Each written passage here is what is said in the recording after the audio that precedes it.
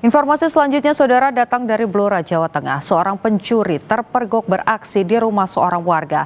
Warga yang emosi langsung menghajar pelaku. Inilah video seorang pencuri yang jadi bulan-bulanan warga di Kecamatan Kunduran, Blora, Jawa Tengah. Pelaku terpergok pemilik rumah saat mencoba mencuri uang yang disimpan di dalam lemari.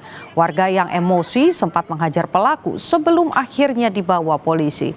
Dari tangan pelaku, polisi juga menyita kendaraan roda 2 milik pelaku dan uang 800.000 milik korban yang sempat diambil pelaku.